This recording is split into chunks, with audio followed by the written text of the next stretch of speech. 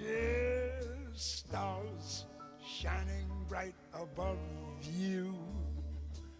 Night breezes seem to whisper I love you. Birds singing in the sycamore trees. Dream a little dream of me, yes. Say nighty night and kiss me. Just hold me tight and tell me you miss me.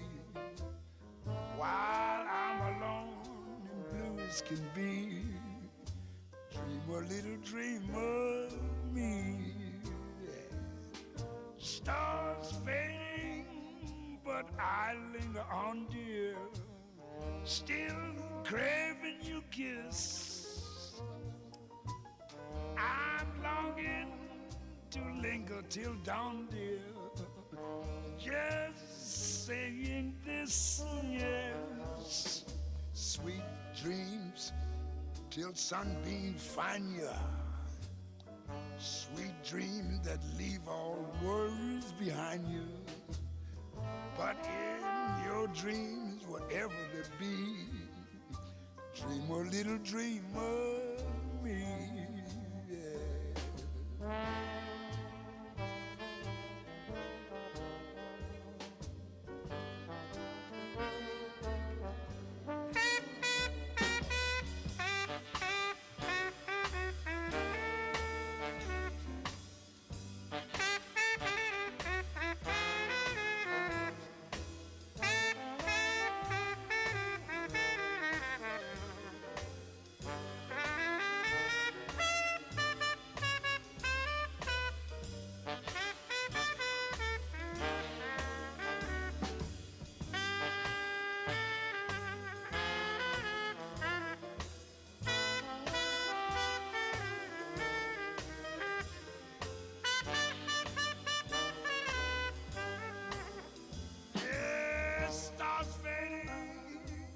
I linger on, dear, still craving your kiss. I'm longing to linger till dawn, dear, just saying this, yes. Sweet dreams till sunbeams find you. Sweet dreams that leave all worries behind you. But in your dreams, whatever they be, dream a little dream of me. Yes, dream a little dream of me.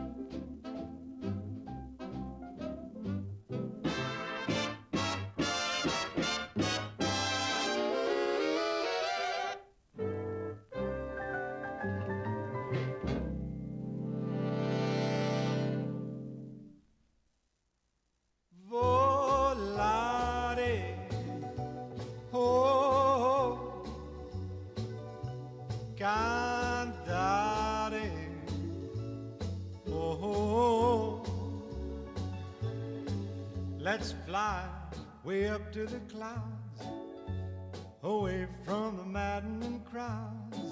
We can sing in the glow of a star that I know of, where lovers enjoy peace of mind. Let us leave the confusion and all disillusion behind.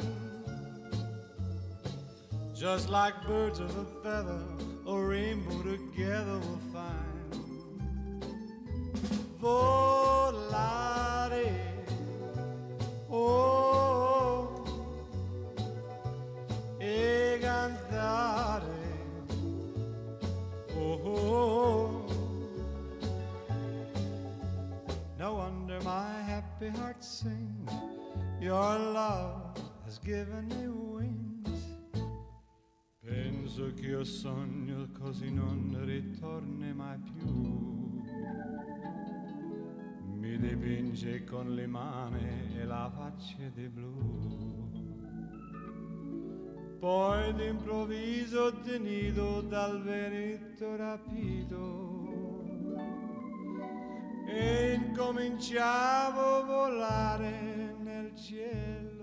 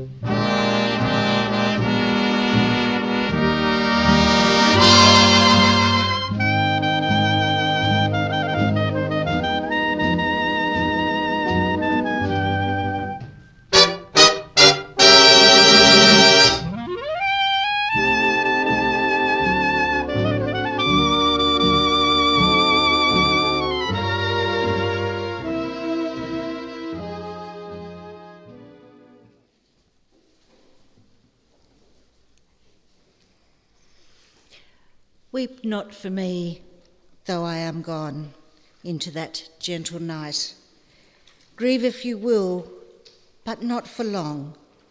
Upon my soul's sweet flight, I am at peace. My soul is at rest. There is no need for tears, for with your love I was so blessed for all those many years. There is no pain, I suffer not. The fear now, all is gone. Put now these things out of your thoughts. In your memory I live on. Remember not my fight for breath. remember not the strife. Please do not dwell upon my death, but celebrate my life.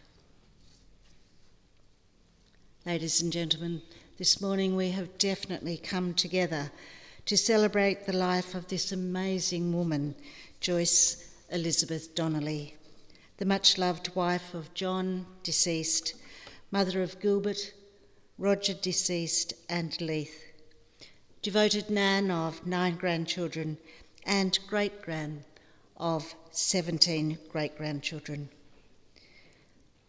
and a loved aunt and a loyal friend. A strong, stoic woman whose 106 years on this earth took her through 2 world wars, the excitement of man landing on the moon, and a myriad of social and technological change. You are Joyce's closest family and friends. My name is Denise Wotherspoon, and on behalf of Peter and the staff at Parkside Funerals, I welcome you all and thank you for being here to say goodbye in a loving and meaningful way, in the way that Joyce would want, not too much fuss and not too many tears. At the conclusion of our service this morning, you are all warmly invited to remain with the family and share your memories and stories of this wonderful woman. In a number of ways, Joyce's death unites us all. For a time, each of us puts aside our work, our cares, and our busyness to unite ourselves with each other because we share the common bond of love and respect for her. There are people who leave an indelible mark on your soul, an input that can never be erased. Joyce was one of these people, and so the emotions we experience today must be let run their course. It is so important to remember that grief is a passage, not a place to stay. Grief is not a sign of weakness nor a lack of faith. It is the price of love. The only cure for grief is to grieve. A beautiful poem by David Harkins sums up how we should view Joyce's passing. Her son Leith will share the poem with us now. Thank you, Leith.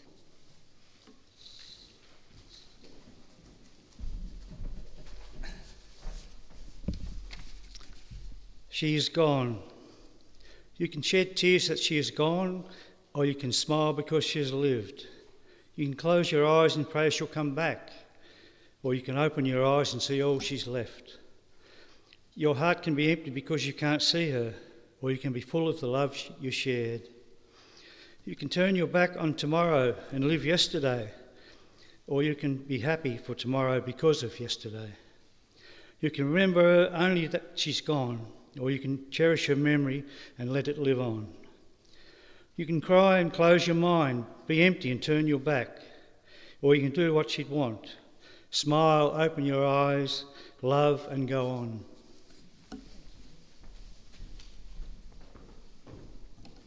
Thank you, Leith. They really are very, very true words. Living her life with the guiding principle, life is what you make it, Joyce was a hard-working, down-to-earth woman who was raised with strong family values and instilled these in her own family. To think of the changes in our world since 1918, the year Joyce was born, is simply overwhelming. But some things never changed for her. Her ability to stay frugal and feed her family from her garden and the catch the boys brought home. Her love of family reunions and social interaction through friendship groups and dancing. And her highly competitive nature in tennis, bowls and the card games that she enjoyed. To hear the story of her life, I invite her eldest son, Gilbert, to come forward and present her eulogy. Thank you, Gilbert.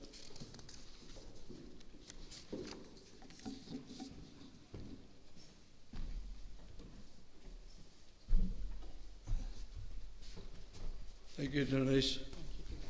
And welcome everyone to what will be a celebration of Mum's life. A farewell to Mum, but a celebration in essence. So on behalf of myself and Geraldine, my wife, and Brother Leith, family, I thank you all for coming and to hear a little bit about Mum's life. I've had to compress 106 years into 10 minutes, and that's no easy task. So I want to talk today about the stages that Mum went through in her life. The early years, the formative years that were spent in Launceston, the first 27 years of her life in Launceston, and then what I call the Cooey years, the main phase of her life, where she spent 72 years. And 72 years in the one house, which is a bit unusual these days, I think. And then in the final years, the declining years spent at Umina Park Aged Care, 7.5 years, and all those years add up to nearly 107. And that's no mean feat. There's not too many people reach that these days. But more importantly today, I want to reflect on Mum as the person we knew and the person that we will remember. Touch on her interests throughout her life, her values, beliefs, and the things that sustained her during her life, and the importance of family throughout her life. Mum and I talked a number of times in 2008 and 2009 when she was 90, and we did that so on these matters. We did that so her history would be not lost. And at age 90, I was amazed by how her memory was so sharp, and recall of detail was quite amazing. So what are you about to hear now are basically Mum's words as she's passed them on to me from those discussions. So the first phase of her life was living in Launceston. She was born on the 6th of May 1980, and there's a bit of a mystery about that because even Mum herself always celebrated her birthday on the 8th of May. Nobody's left to tell us how that came about. And it wasn't until she had to get a birth certificate that showed she was actually born on the 6th of May. And when in the slides later on you'll see a copy of that birth certificate just to show you that it was actually the 6th.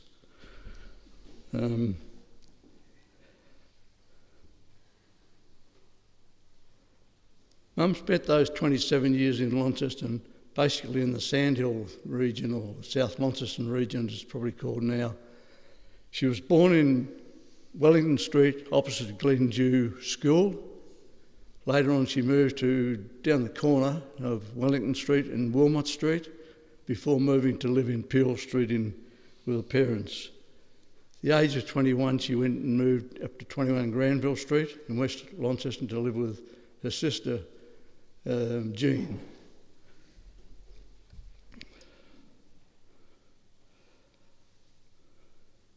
Mum left school at age 13, no option. Her mother said, "You've got to get out and get a job." And so she did. There was no question that she had to get a job. So she first job was actually at a milliner's shop in the Quadrant. I can't remember the name of that. But Mum didn't like making hats. The only thing she liked about her first job was the morning teas they used to get from Shepherd's Bakery. So she didn't last very long there and then went to work at Payton's and Baldwin's, as I guess most of Launceston people did in those days. Later on, after she had reflections on schooling, she thought they were precious days and she had amazing memories of schooling. Mum married in May 42 during the war, and apparently courtship and marriage were pretty difficult in the war years. Dad was in the Middle East and got to leave and came home. They got married, and later on he got further leave. Must have had a good time because 9 months later I arrived on the scene. They had a honeymoon in Burnie and Wilmot, of all places. I'm not quite sure why you go to Wilmot for a honeymoon, but that's what they did. Dad was on leave Dad was in New Guinea when I was born, and so my first life was spent at 21 Granville Street with Auntie Jean's. Mum moved to Cooey in October 45, and that was no honeymoon, according to Mum.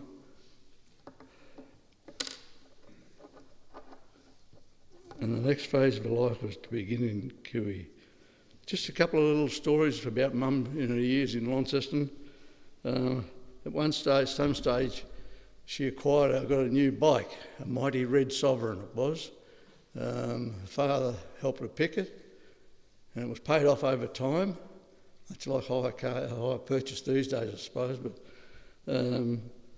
anyway, the red Sovereign opened up new horizons to Mum, expanded the universe no end. There were rides from Launceston to White Hills, to a friend at White Hills, regular rides to there. Western Junction was, pretty easy ride for Mum. They rode up Mount Barrow, and I don't know whether they actually rode to the top, but they were late getting back because somebody got a puncture. They had no gear to repair the puncture. Fortunately, they got a ride with somebody back to Launceston just before they were about to sound the alarm that they were missing. And then to cap off her riding career, she and her sister Prue, which is Mark and Cynthia's mother, younger sister, they rode Burnie from Launceston, stopped overnight at the Elizabethtown Hotel and riding Burnie the next day. Mum was involved in a lot of sport. As Denise said, she was very competitive and always wanted to win. But a big feature of Mum's life were the family rituals and the get-togethers, and that went through a cycle of births and birthdays, and then there were engagements and marriages of offspring. There were new arrivals from those marriages, and then finally the death cycle started in 1966 and probably nearly concludes today with Mum's funeral service. The Cooey years, as I said, were tough for Mum. After a fortnight of living in Cooey in October 1945, she wanted to go home to Launceston to a family. But with Mum, she had a strength. She forged new friendships through the church, through her sport, and through raising families in the Cooey community, which was quite a community then. All the shops that were in Cooey in 1945 and 50s have been replaced by the Cooey Golden Mile, which is basically a street of car yards. Her employment in those days was basically at the Burnie Port or the pulp mill. And there were cards, music, were a great feature of home life for Mum. But some of the hardships that she went through, I'll just read a couple out. There were no sewerage in those days in Burnie. It was just after the end of the war, of course. There were no sealed streets as we know them, no footpaths. There was a shed out the back that served as a woodshed, a wash house and a toilet. There were no telephones, no showers, no hot water. So she and Dad had to borrow £60 from Dad's brother to get themselves established. I don't know which brother it was. I suspect it was George, who was a school teacher and probably had more money than the other brothers. One of the things that helped Mum get through life in Kiwi was regular trips to Launceston. And we used to catch the Tasman Limited at the Kiwi railway station and travel to Western Junction, where we caught the little camel car, as it was called then, into Launceston, into Western Junction, into Launceston.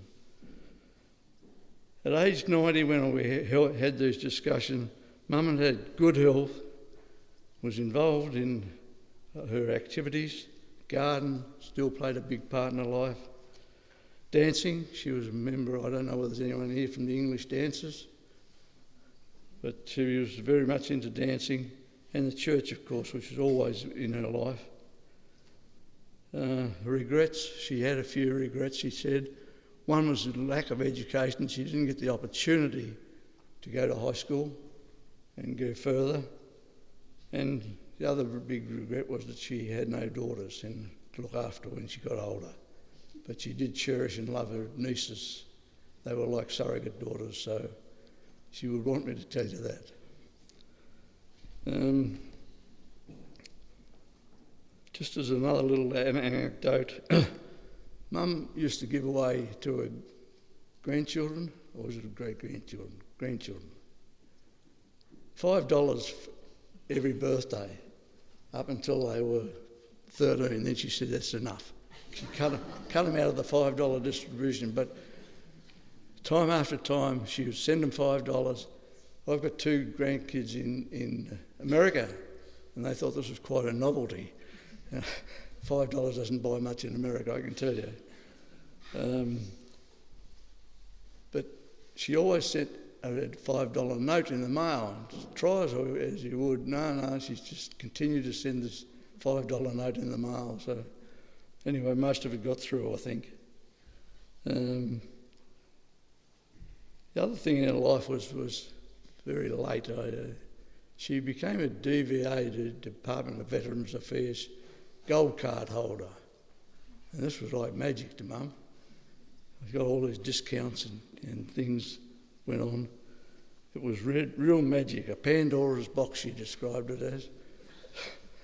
So that was one of the good things that happened in her life. The Yamuna Park years, from October 17, when she was 99, until February 25, the month just gone. She was 99 when she went in there, so she spent the final 7.5 years of her life at Yamuna Park, and they really were the declining years. They weren't happy years for Mum. Her health slowly faded, and she never really fitted in up there. She always just wanted to go home. When am I going to go home? She pestered Leith. When can I come home? And when she wanted to go home, she's always said, I'm going to have some chickens and I'm going to have 4 canaries. So she was never convinced that she couldn't do that. So Mum's quality of life slowly declined until she reached a stage where she just had no quality of life left. One little story, when I was visiting it once, she recognised me at that stage and said to me, "Did you ever meet my husband?" And I said, "Yes, Mum, more than once." "Oh, I never knew that," she said. So as I said, they were declining years. Mum was very stubborn about letting go. She faded away to almost nothing, but in the end, I think her body and her mind said it was time to go. So that happened on the 21st of February. And at this point, I think it's really important for me to publicly acknowledge Leith's role in looking after Mum during those declining years. By his own admission, he had over 700 visits to Yamuna Park. And that's a big chunk of your life, 700 visits. He's put his own life on hold in those past 7 or 8 years, and after he's retired, he hasn't really got round to retiring yet. Might all start now. He's bought the motorhome, so he's ready to go. But Luth, I salute you for your care and compassion looking after Mum.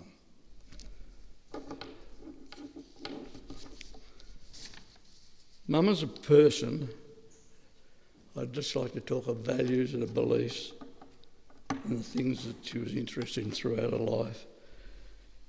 She was raised in a close-knit family, as Denise has already said. She lived in a Christian upbringing. Church has always played a big part in the Trevena family life, and religion for Mum. In the end, they used to have a church service up at Umina Park every Wednesday. And it didn't matter which denomination was conducting the service, Mum always went along to the church service. So even right up to the end, church was important to her. She had a lot of interest in her life, various stages. Mum said it keeps you young and mentally alert, and she gets to meet people. So they were the motivations for the things that she became interested in. She was involved in legacy, English dancing, as I mentioned, Red Cross. She used to run the shop at the Red Cross, and for health and safety reasons, when Red Cross decided they needed 2 people in the shop, Mum wouldn't have a bar of that. She wanted to run the show and do it on her own, do it her way. So she left Red Cross after that. She was a very keen bowler, very competitive bowler. She loved shopping at these, what do you call them, $2 shops. She couldn't resist a bargain. And one person's treasure is another man's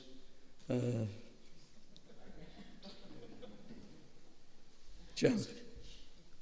But a bargain she couldn't resist, and she'd always had cheap chocolates and things. I don't know what she did with them, but she loved shopping. Gardening was an interest of Mum's over many, many years, and I'll come back to that gardening in just a few moments. Mum had over 30 scrapbooks, was it, Leith?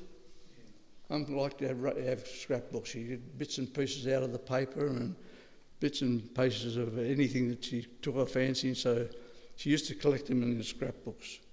Meals on Wheels she participated in.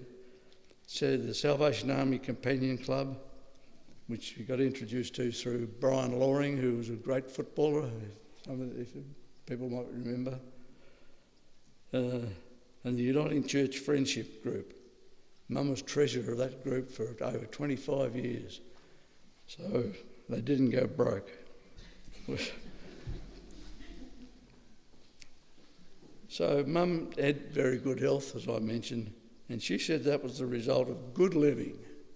So people better take note and start good living. Just going back to the garden, I've got a little story. Dad used to have a vegetable garden. Mum converted it to a flower garden, and one of the highlights of the flower garden was carnations. She loved her carnations. And one day, a rabbit took residence at 4 Osborne Street and decided it liked carnations to eat. So this drove Mum mad. And so one day the rabbit wasn't there. And I do need to talk to Matthew about that, Matthew Donnelly. I'm not quite sure, but I've got a feeling there's a story behind the disappearance of the rabbit. And I wonder whether that rabbit actually had added flavour because it ate carnations. A little story about Mum's driving. Mum thought she was a really good driver. I beg to differ, but she thought she was pretty good. She always wanted to drive somebody else's car, a new car, or when you turn up at Kiwi, she'd want to drive your car. And in the end, even at 90, she wanted I'd love a new car, I'd love a new car. And it wasn't long after 90 that she actually was on a restricted driver's licence that allowed her to drive between Burnie and Somerset. That were the limits of her driving. But finally she decided enough was enough and she handed her licence in. Well, the police came and took it away, I don't know. Mum used to have a number of hangings on the walls and plaques in the garden. And these things I'm about to read out from these plaques, I think say really a lot about Mum and who she was. One that was in the garden. She who plants a garden plants happiness. One in the kitchen. Bless my little kitchen, Lord, and those who eat her in. May they find naught but joy and peace and happiness therein. On friendship, welcome. A friend is one who comes in when the whole world has gone out. Where there is faith, there is love. Where there is love, there is peace. Where there is peace, there is God. Where there is God, there is no need. Another one, last one. A friend loves at all times. So Mum had a few sayings. Life is what you make it. If you can't say anything nice about anyone, someone, say nothing. And that concludes our little journey down memory lane, ladies and gentlemen. We wish you all a safe journey back to your respective places, same as we wish Mum a safe onward journey. And Mum, may you have everlasting peace.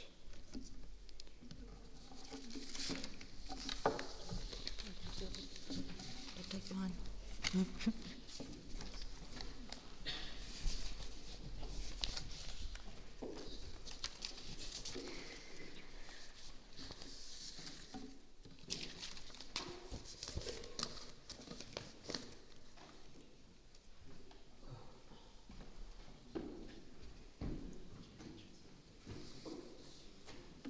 Thank you, Gilbert. I'm sure you'll agree that those 106 years were filled with many, many beautiful memories, but the struggles, as you described, Gilbert, that we will never have to face, and through pioneering ladies like your mum, has made life better for all of us. Thank you, she was amazing. We now have the privilege of viewing some photographs that span many years, of course, that depict aspects of Joyce's life that Gilbert has just told us about.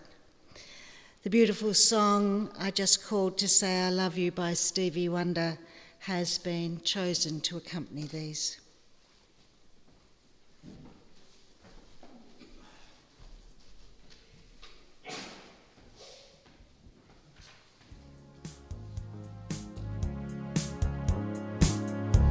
No New Year's Day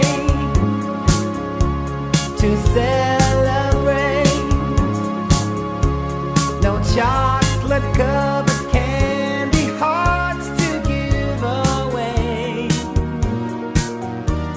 no first of spring,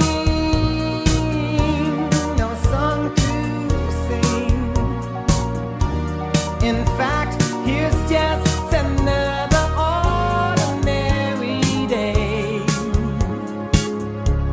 no April rain, no flowers bloom, no wedding Saturday within the month of June. But what it is something true, made up of these three words that I must say to you. I just called to say I love you.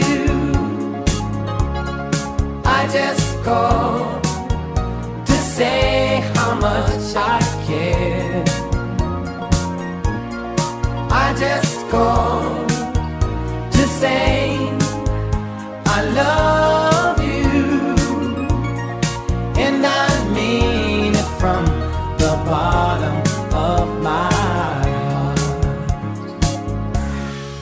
summer's high, no warm July, no harvest moon to light one tender August night, no autumn breeze, no falling leaves, not even time for birds to fly to southern sky, no Libra sun, no Halloween, no giving thanks to all the Christmas joy you bring. But what it is, so oh so new, to fill your heart like no three words could ever do. I just called to say I love you. I just called to say how much I care. I do. I just called to say I love you, and I mean it from the bottom of my heart. I just called to say I love you. I just called to say how much I care. I do. I just called to say I love you, and I mean it from the bottom of my heart, of my heart, of my heart.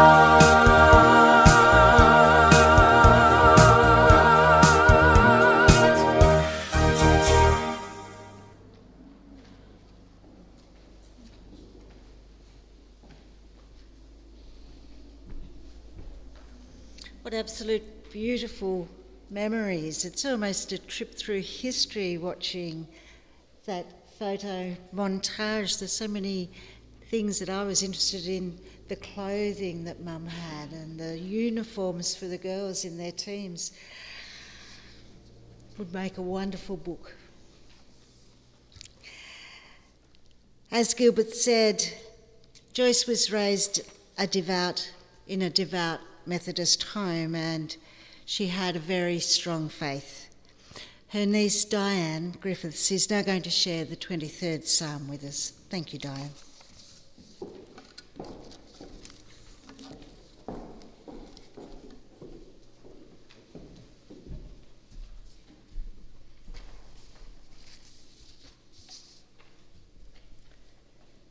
There were lots of beautiful memories up on the screen just then for me and all our family. A long time ago, Auntie Joyce requested that the 23rd Psalm be read at her funeral, and Gilbert rang me and he said, could you get a modern version? Well, I did get a modern version, but then I found when I came here today that it's already printed in the leaflet, so I don't know whether you want to hear two versions or whether you just want to hear the one. I'll start with the older version, which would have been Auntie Joyce's favourite. The Lord is my shepherd, I shall not want. He makes me lie down in green pastures. He leads me beside still waters. He restores my soul. He leads me in paths of righteousness. For his name's sake, even though I walk through the valley of the shadow of death, I will fear no evil, for you are with me, your rod and your staff, they comfort me. You prepare a table before me in the presence of my enemies. You anoint my head with oil, and my cup runneth over. Surely goodness and mercy shall follow me all the days of my life, and I will dwell in the house of the Lord forever. I'll just read you quickly the other version that I had, and it's really King David, who was a strong warrior in the olden days, who wrote this psalm. It is David's prayer, acknowledging his gratitude for God looking after him through his life. Because the Lord is my shepherd, I have everything I need. He lets me rest in meadow grass and leads me beside the quiet streams. He restores my failing health. He helps me do what pleases him the most. Even when walking through the valley leading to death, I will not be afraid, for you are close beside me, guarding, guiding all the way. You provide food for me even in the presence of my enemies. You have welcomed me as your guest. Your goodness and unfailing kindness will be with me all of my life, and afterward I will live with you forever in your home.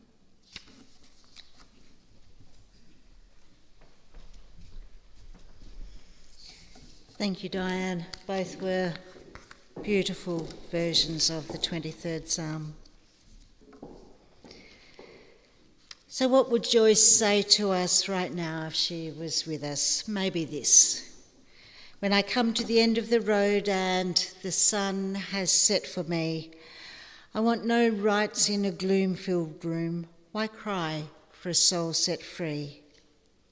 Miss me a little, but not for long, and not with your head bowed low. Remember the love that once we shared. Miss me, but let me go.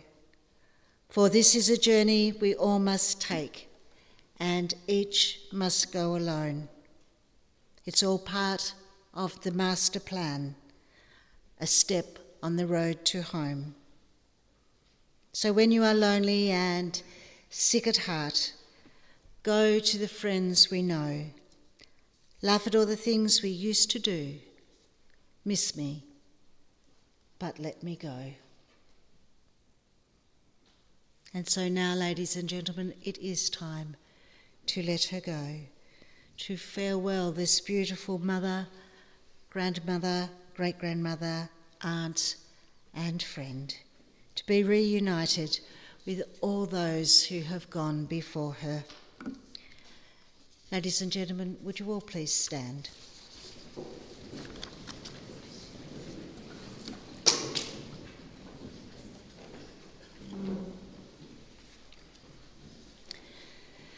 Joyce, may your love be reflected in all who knew you, and may you continue to live on through the lives of those you leave behind. Your legacy is the beautiful family you created and the love you shared. The many people whose lives you have touched will remember you with deep affection and warmth.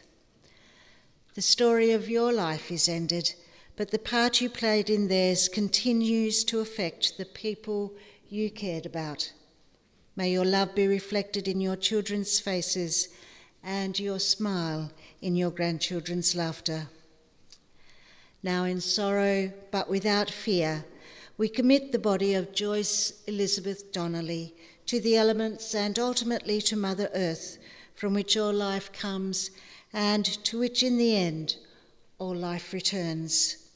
Earth to earth, ashes to ashes, dust to dust, grateful for the life that has been lived and for all that life has meant to us. May we resolve that while we live, we will strive with all our might to make our living of real worth.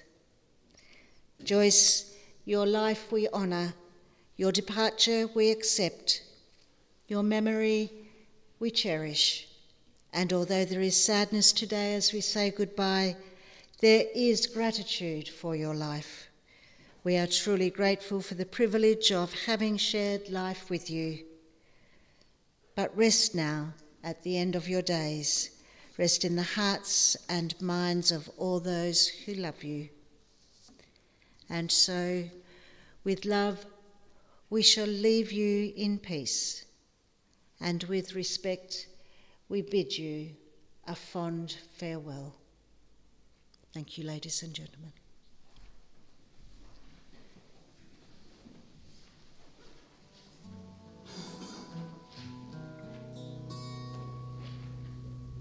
Feelings, nothing more than feeling. Trying to forget my feelings of love.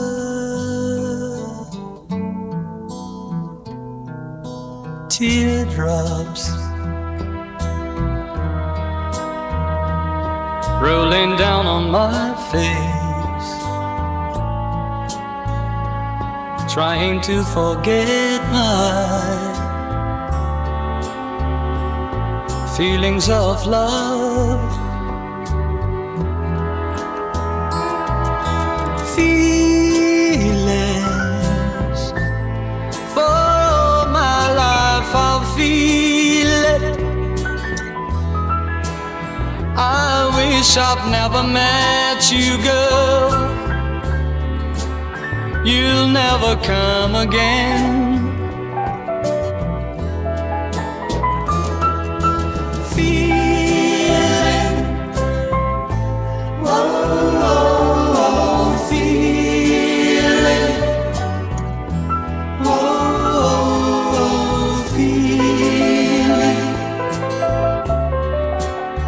Again in my arms, feelings like I've never lost you, and feelings like I've never have you. Again in my heart,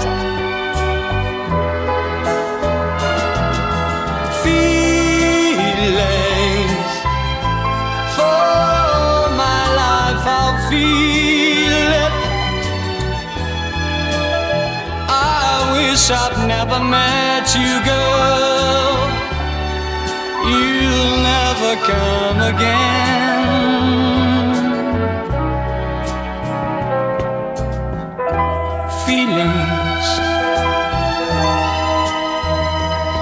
Feelings like I've never lost you, and feelings like I'll never have you again in my life.